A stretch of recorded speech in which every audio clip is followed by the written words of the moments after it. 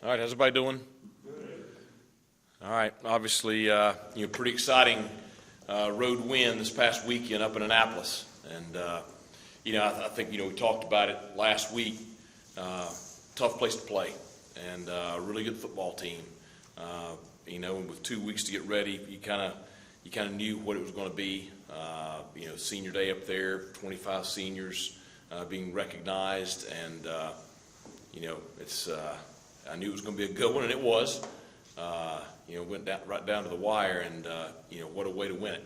So, but I think it continues to show just the growth of this group, and their ability to finish close ball games here after we've had our share of close losses, and so it's back-to-back weeks getting big road wins in conference play in the fashion that we've won them in.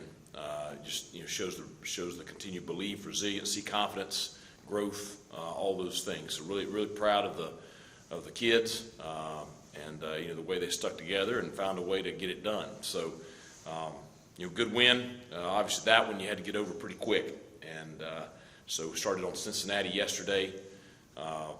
Regular season finale. Last home football game of the year, Dowdy-Ficklin Stadium this Friday afternoon at 3:30. Big football game for our program. A chance to hopefully get win number 8. It'll be tough. You're playing one of the top couple of teams in the country. Obviously they've had a special season. They've nobody's knocked them off. Undefeated. So I think highest ranked opponent to ever visit Dowdy-Ficklin Stadium. I think Miami back in the 80s was maybe ranked 3rd coming in here. So I anticipate them probably being about the same. So tough task. But you know what? Exciting time. And if you'd have told me back in the summer we had this situation going into this ball game, I promise you, me and everybody else around Greenville would have taken it. So the kids are motivated. They're excited about the game. The biggest thing is just really need Pirate Nation. So need our student body. I know it's Thanksgiving weekend, but we'll celebrate Thanksgiving on Saturday. Let's fill Dowdy-Ficklin on Friday afternoon. So should be a good one. Questions? Coach, it being senior day, a lot of seniors who have played a big role in this turnaround, and also maybe the guys who have a year of eligibility remaining. Have those conversations taking place on if they want to come back, or is that something that will be decided after the season? Well, I've kind of left it up to them. We're recognizing the guys that are in the last year of eligibility. There may be a couple of others that are participating also, but it'll be great to recognize those guys, and then the primary focus is obviously Cincinnati. Everybody wants to end it on a win. I think that any decisions that might be made otherwise after the season, we'll address that after the season. But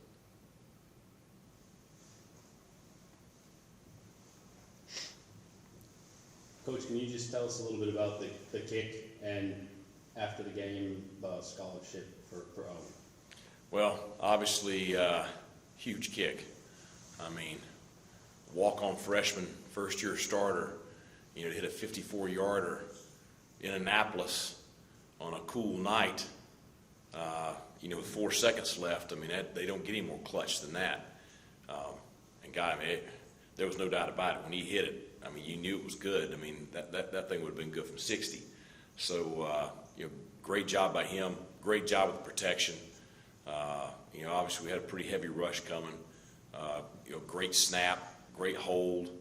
The battery right there of Slade and John and Owen. They've been consistent all year long. I think he really has. And I told him after the game, I said, I'd already decided you're going on scholarship anyway.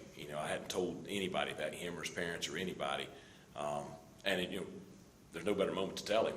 And obviously that's makes it that much more of a special moment for him. But really proud of him. I felt like coming out last year, when Jake decided to not return, we elected not to take a transfer or anything like that, just because I had a really good feeling about him. after last year, and we have a couple of guys that came in to compete with him, but really he's done a great job preparing himself for this opportunity, and it's, everybody sees kind of his personality. I mean, I think everybody got a glimpse of that last week, and you understand why. I've said that he really has the perfect personality for a kicker. He really does, because, I mean, he's never had a bad day.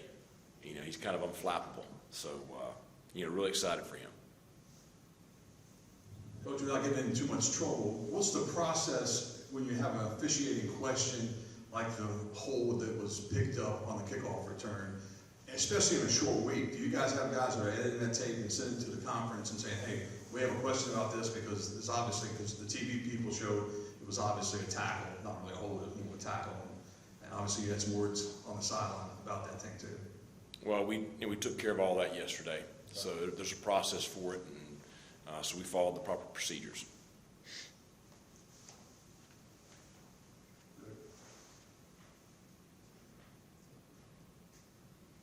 Cincinnati coming up this week.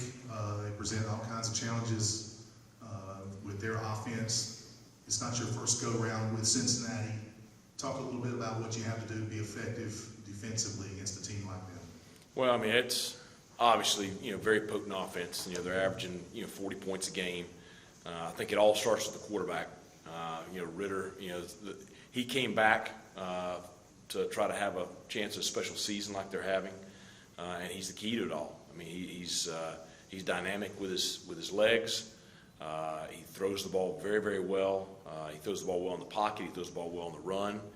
The biggest, I think, improvement I've seen from him is just, I think that you can just tell they're putting a lot more on him with checks and stuff like that. He does a good job of getting him in the right play and making the right IDs and stuff.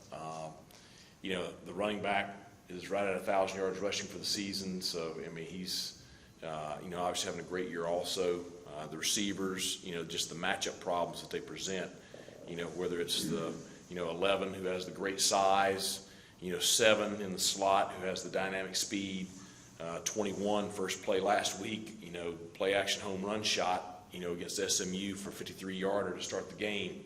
The tight ends, they present a lot of problems with their size and athleticism. They do a great job in the run game and the passing game. Offensive line, it's basically the same group we faced last year. Big, strong, athletic, long. So they are an extremely talented, experienced group. And, they do a great job with, the zone run game. They do a great job with the RPO passing game off of it. They have big play capability, like I mentioned. So, it's going to be a challenge for us. We've got to focus on, us all being on the same page and, being locked into, whatever's called, and, the film study this week's going to be important, to try to, make sure our kids are prepared formationally and alignments and things like that. But we just, we've got to go right at them. I mean, we've got to play our freaking tails off. We've got to, play defense the way we've been playing it all year. And we'll see. It's going to be a challenge, but our kids are excited about it. And so it's going to be an exciting afternoon for us next Friday. Coach, how much flexibility and how much more does it allow you to do when you have a legitimate threat like Keaton Mitchell that other teams have to scheme against and have to worry about as being a pretty legitimate home run threat on every play, basically? Well, I think any time you can get the ball in 47 or 25's hands, then obviously you've got a chance for a significant play. And Rajay and Keaton have done a great job all year of kind of that 1-2 punch. Obviously, Keaton started the game very well last Saturday, which I thought was important for us to come out and get on the board early. I don't know how many of you guys remember signing day 2 years ago, but I was pretty amped up about those two, and I think everybody understands why now. He's a special player. He's a phenomenal young man. Both of them are, and glad they're Pirates. Coach, it's well documented they faked a punt last year up 32. Is that something you bring up with your team at all this week, or is it something you just don't even bother to address? I mean, our kids are, they know this is a big game for us. It's the biggest game of the year. It's the only one we got this week. And, our motivation is trying to get better every day and trying to prepare to play well Friday afternoon. Got a great opportunity for our program. It's going to be a big ball game for us, and really excited about the matchup. Coach, I've noticed your video crew does a great job putting what I'd call the hype video out there for the fans. A big part of that last week is your pregame speech, or one of them. I call it the sustained effort and violence speech. I was just curious, what goes into a great pregame speech? Is it something that's just off the cuff for you, or is there a lot of time and energy and thought put into it and you plan it out? And when the psychology behind it, when's the best time to deliver it, and how do you come up with it? It's all that stuff is just kind of a culmination of the week. I mean, it's, because so much goes into the preparation for each game. And the big thing with the last couple of days before kickoff, you're focused on the schemes and getting everything ready X and O wise early in the week, and then refining it late in the week. But the mental preparation the last 48 hours or so before the game, like we've already talked about what kind of game this is going to be Friday, and what we've got to do to be prepared to play at our best in that game Friday afternoon. And so it kind of builds towards that, but it's all just natural kind of culmination of whatever has been kind of our theme for the week. But there's a certain obviously brand and belief that I have in how you're supposed to play the game and how I want this program to play, and that really hasn't wavered since I took the job. It's good to finally see that displayed on the field. But that's all that was. And the kids believe in it. They believe in how we want to play. They believe in what kind of identity we want, and that's the big key to it. I mean, because I don't have any eligibility left. I mean, I'm not the one out there playing, so it's those kids. And so if they believe in what we're doing, then we got a shot, and they believe in our style of play.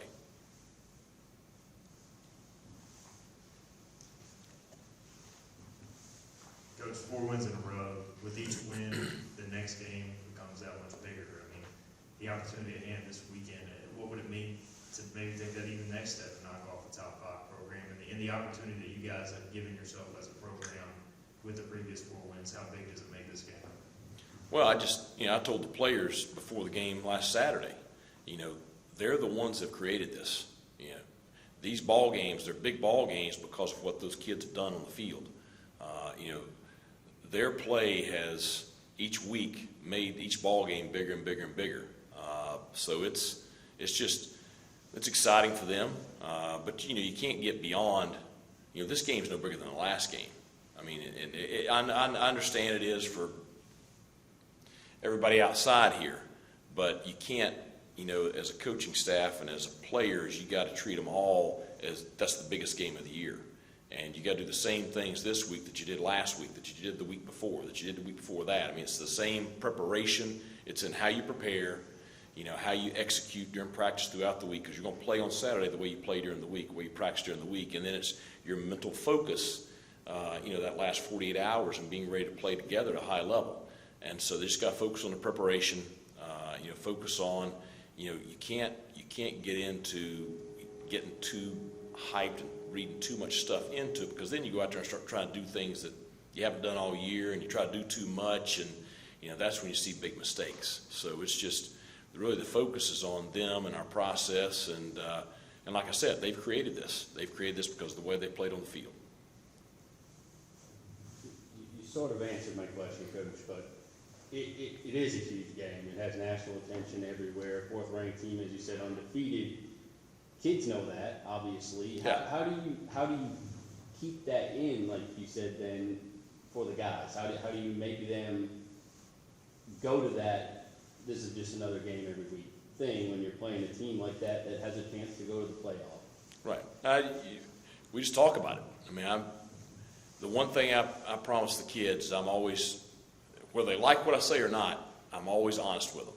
I'm honest with them about good stuff. I'm honest with them about bad stuff. And, I'm not much of one to sugarcoat stuff. So it's pretty straight. So we just talk about it. And it's, and I think that there's lessons that have been learned. I mean, now that we've, some of those older kids, we've been together for a couple of years. And so there's lessons I can reference from, early in this season or from last year, or we use other teams across the country with certain examples and things like that. But we just talk about it. And it's, the whole thing is just us focusing on the guys that are in that building, the guys that are in that room. That's why, you can't pay any attention to the noise. You can't, and it's hard. It's harder now than it's ever been because, when I was playing, there wasn't social media. You weren't, you didn't live your life on your cell phone.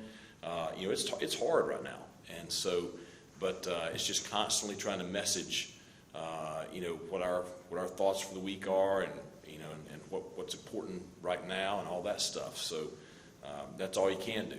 And, but I think our team has grown throughout the year, and they've learned some valuable lessons about, what's important and what's not important.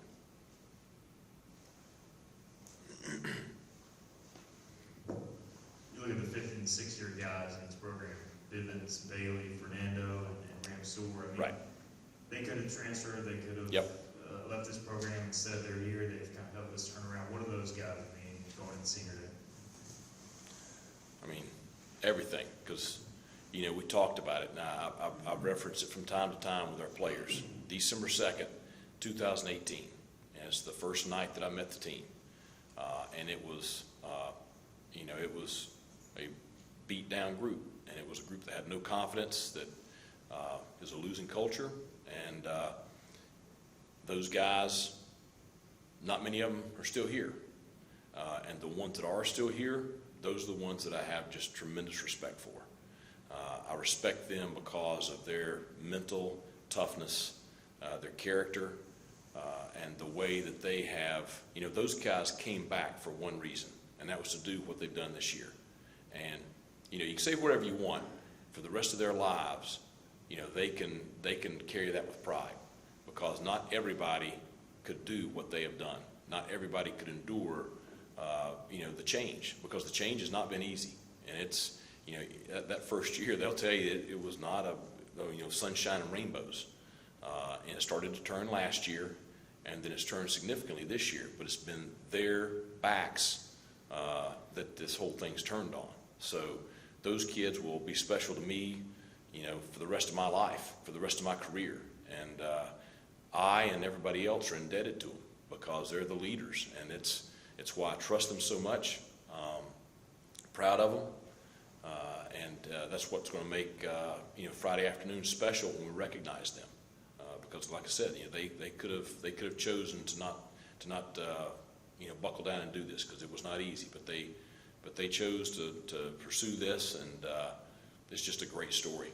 And so, just really excited for them, really proud of them. Any other questions for Coach? Okay, last thing real quick, just, one big thing I just want to kind of ask for is from our student body. The Boneyard's been a huge part of our home football games, especially this year. And it's been as electric and impactful and rocking as it has been all year. And I understand, Thanksgiving break and, the timing of this ball game Friday afternoon. But, as many students as we can get back here for that game at 3:30 Friday afternoon, we want you here. I know that the Pirate Club is offering, I think, 4 guest passes for each student ticket. So if you're with a bunch of friends and you can get them here cheering for the Pirates, we want them here also. But that student section is going to be important Friday afternoon. So we'd love to have the Boneyard rocking for kickoff at 3:30. So love to see you back here. Just know that you're important and you're impactful. Go Pirates.